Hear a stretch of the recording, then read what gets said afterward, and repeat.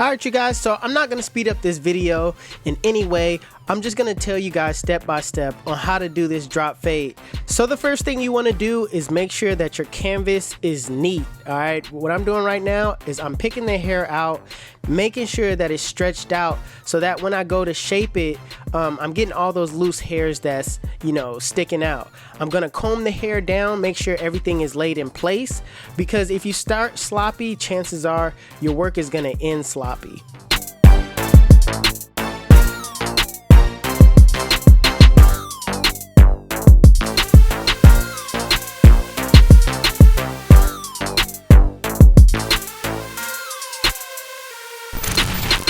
So now that I have everything nice and laid like I want it, I'm going to set in my bald line. I'm going to be using my Andis GTX, cordless GTX, basically to set in this bald line. Now, some of you might be thinking, why are you using your trimmers to set in your guideline? The reason why I'm using my trimmers because I have a lot of control when I set in this bald line, and I can angle, this bald line the way I want it. Especially when you're putting some type of drop, doing like a drop fade or something like that, it's easier to set the line the way you want it. It's all about doing things in a timely fashion as well. To get things done, you want to use tools that you can easily maneuver around the head. So that's why I'm using my Andis cordless GTX. On top of that, I have two of them, so I don't really care about dulling one of these out because one of these are just strictly for balding out like I'm doing. So right now I'm just clearing out the bottom. I set in my bald line the exact same on both sides. You want to make sure that you check the other side to make sure they're matching up the same as well.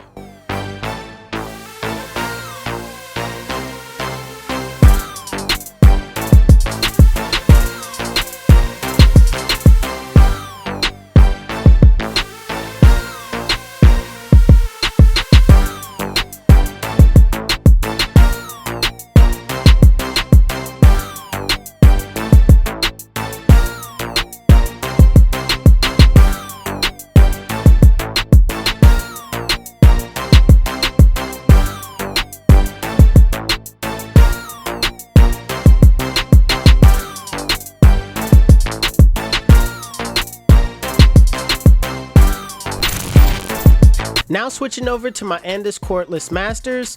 With the lever open, I'm going up about a ½ inch, but when it comes to that front line, I'm not really gonna go up all the way like that. I'm gonna angle that guideline just a little bit, add a little curve to it so I could keep that vertical bar as dark as possible. The reason why you want to keep it as dark as possible is because when you go to line it up at the end, you want that vertical bar to be nice and crisp, and you want it to stand out as much as it can.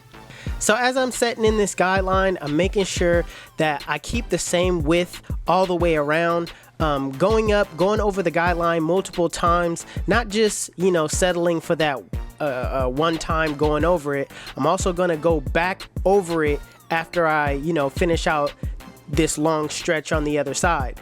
I'm still gonna go back, go over it multiple times because you want it to be at that length. All right, so that kind of ensures that it's at that length if you go back over it.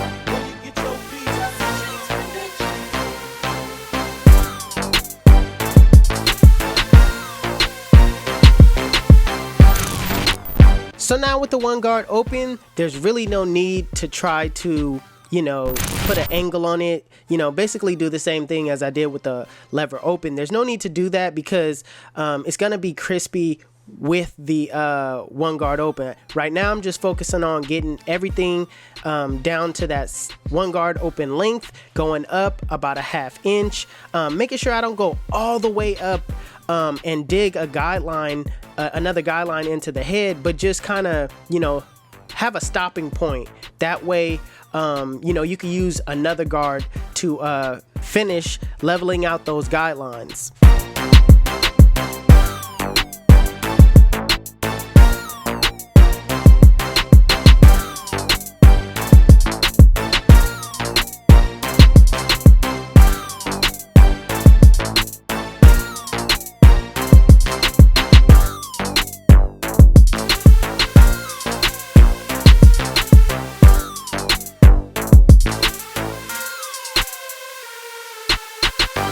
So as I'm finishing up on this side, like I said, you know, when you're setting in those guidelines, you really want to make sure that you go over the guidelines multiple times. So I'm going to go back over the guidelines, going all the way around back on the other side to ensure that it's at that length.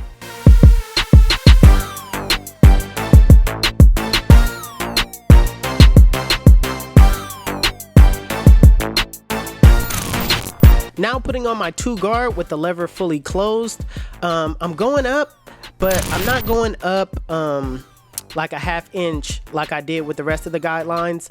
I'm just trying to create another transition at the top here, but I'm just gonna, knowing that I'm gonna shape the rest, you know what I mean? I just want to add just a little bit more of transition. So I'm going up probably a 1/2 inch.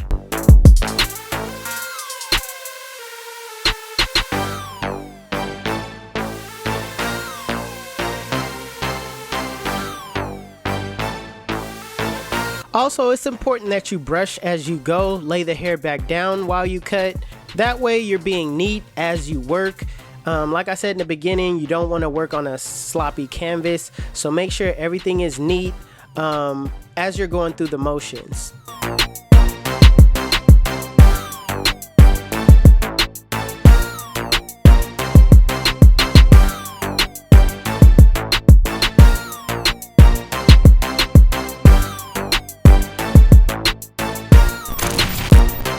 So next, with the lever closed, it's all about shaping the high top. All right, I'm just running the clipper straight off of my client's head, running it straight up, making sure that the 2 guard that I used, I'm touching the head right off of the 2 guard and running the clipper straight up, not digging in.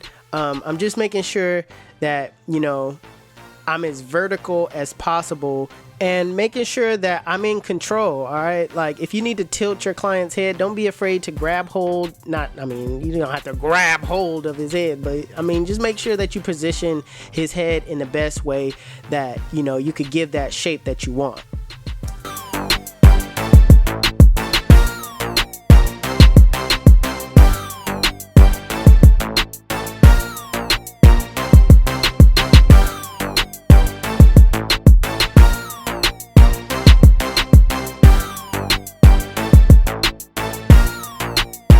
And when given a shape, sometimes you need to look side to side or look directly in front of your client's head to be able to judge how deep you're going in. Sometimes you're not going to be able to, you know, just judge that by looking dead center, just going straight up. Sometimes you have to take a second to stop and look from side to side to see how you're going to hit those angles and what do you need to do. Maybe you need to back out, or maybe you need to go in more. Make sure you take a second to stop and look.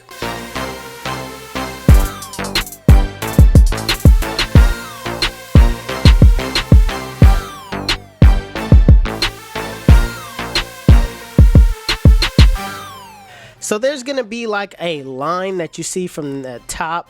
All you gotta do is brush that area down. Make sure, like I said in the beginning, make sure everything is neat. All right, brush that area down so that way you could come behind it with a guard going with the grain. That's gonna blend everything together.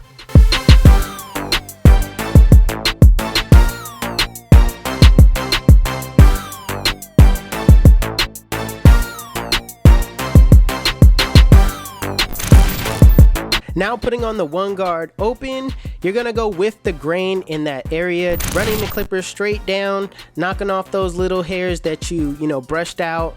That way, everything can look nice and neat. You know what I mean? You'll get rid of that line, because basically what you're doing, you're hiding the line by brushing the hair down. That way it won't have that open gap.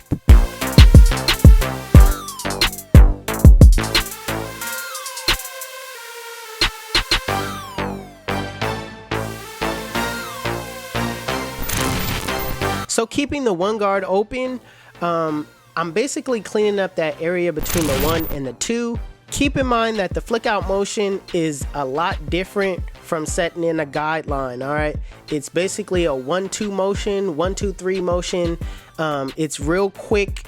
You're gliding the blade off of the head real quick to get that blend action.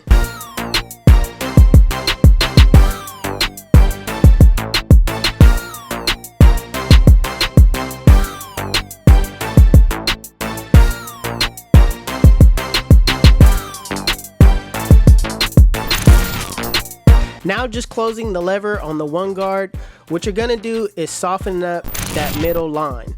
This is a step that I like to do because I don't wanna, grab the zero guard close and then accidentally bring the fade up too high. This kind of ensures that you're keeping the fade low because there's not gonna be much to take out when you use the zero guard close. So make sure that you take those baby steps.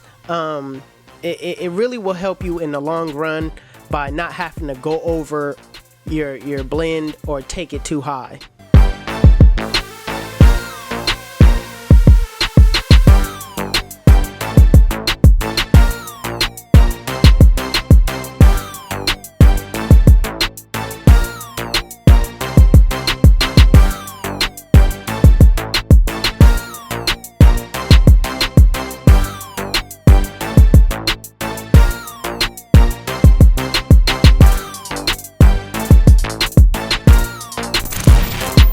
Now that you softened everything up with the one guard closed, putting on my zero guard with the lever closed, it's gonna be much easier to take out this bottom line.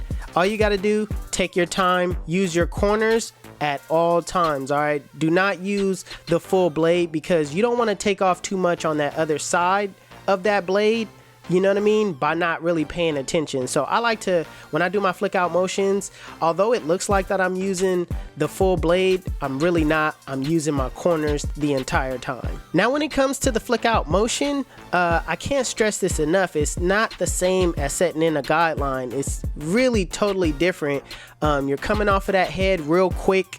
It's kind of like drawing on a piece of paper and you like draw a line real quick and you get that fade effect that line gives. That's basically what you're doing when you're doing this flick out motion. You're kind of moving that clipper real quick. That way it adds that blend effect.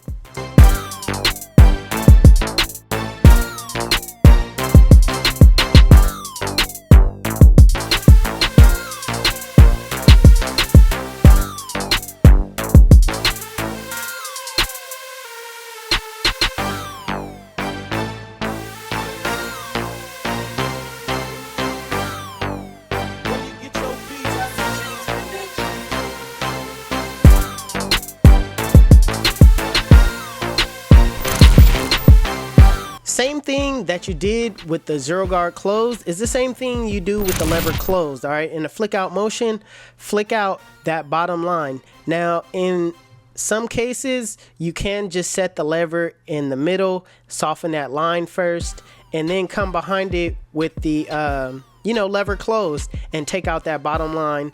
But I'm pressed for time, so I just dived right in with the lever closed and just kind of adjust my lever as I went up.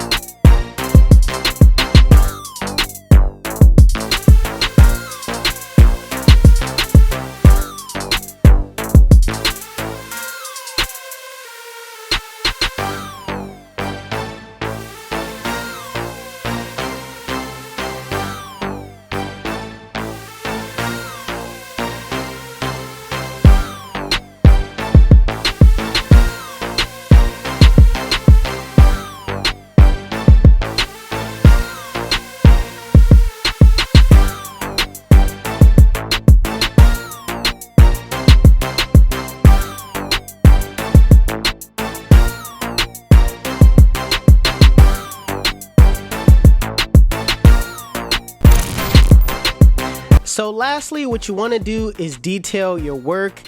This is where I rest my eyes for a quick second. You could either do two things: rest your eyes for a few seconds if you have no access to a mirror, but the mirror probably be your best bet. I always like to look in the mirror and basically, just nitpick, because the mirror is going to give you a different perspective on the blend. It allows you to see different things that you wouldn't be able to see just dead on. All right, so I like to look at the mirror and kind of point back at my issues, and then redirect my eyes back to that issue and kind of corner work those areas, either with guards that I used, or even with the lever open, and just kind of get in between those areas with your corners as if it was thinning shears.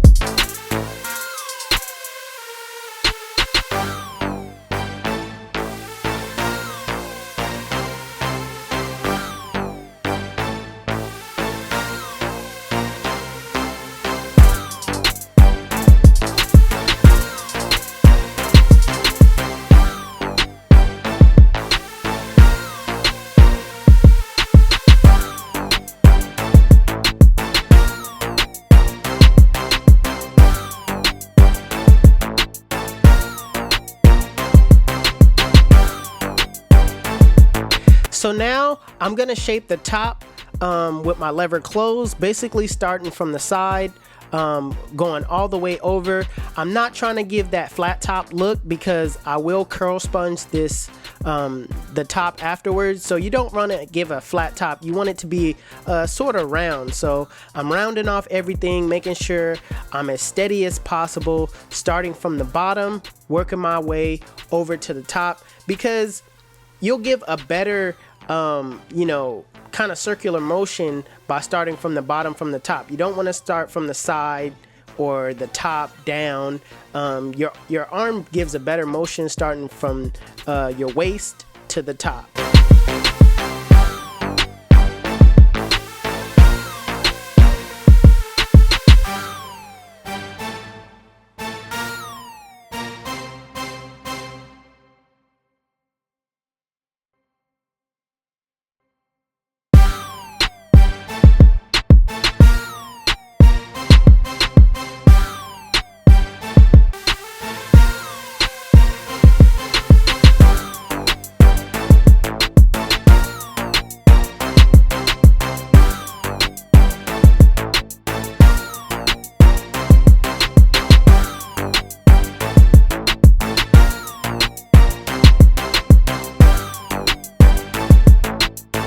So now I'm gonna start prepping the line. How I do that is I grab a comb and basically comb the hair down, or you can use a brush the hair down in the front a little bit.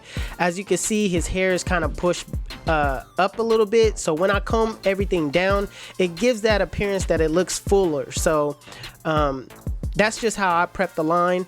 I'm also going to be spraying some hairspray to lock it in that place. That way it won't move when I go to line my client up.